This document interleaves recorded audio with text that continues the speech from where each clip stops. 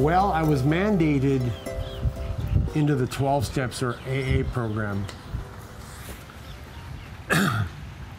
which soon after my release from jail, wasn't going well. After week 6 or 7, I just wasn't coming out of those meetings with a good feeling.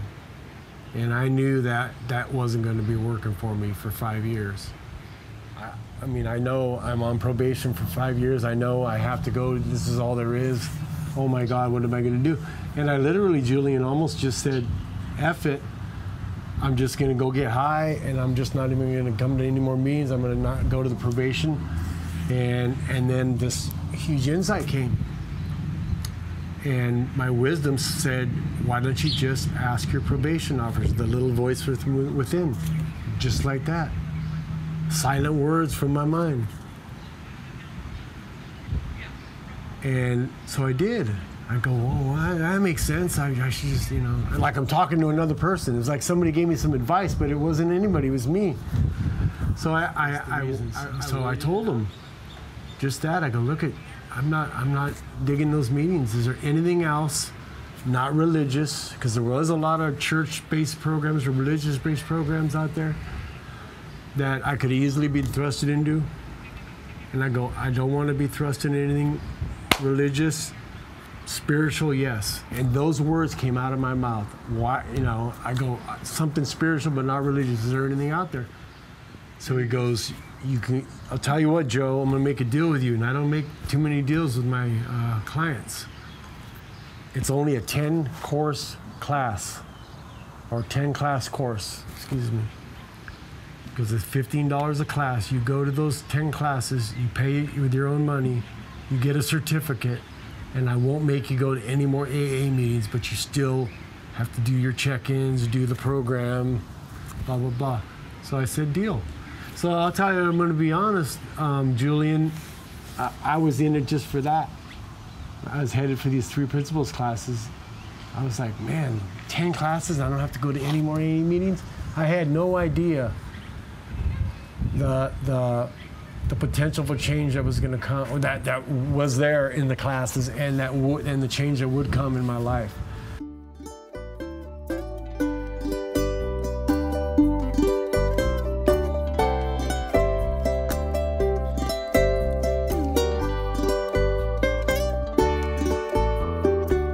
Yeah, I was a person who take things real personal.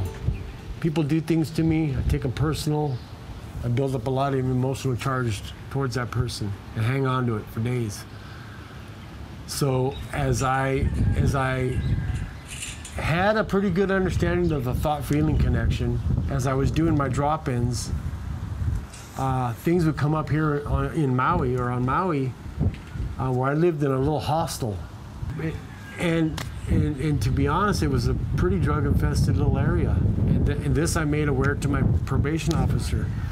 There was some challenging situations there. The guy was repeatedly stealing my work boots. People were just pushing, with the way I looked at it then, was pushing my buttons. A lot of people offered, hey, knowing I was in recovery, hey, you want some drugs, you want some drugs? And so I just knew that, you know, the staying away from the drugs part was easy. You know, that was kind of easy for me. But not getting mad because the guy kept stealing my boots.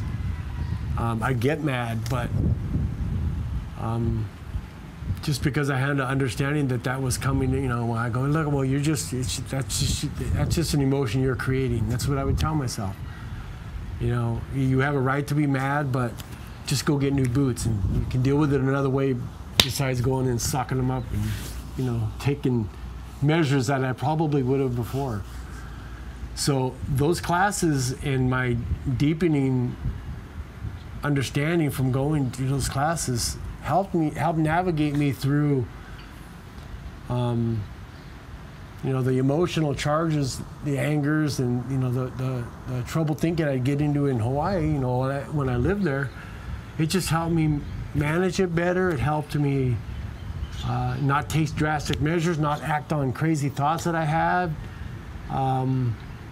You know, and then I even began to start to see innocence, and you know, we found out he was stealing everybody's boots, and you know, I even caught him in the act, and I just said, dude, you know, I don't know what problems you got, but it's okay, you know.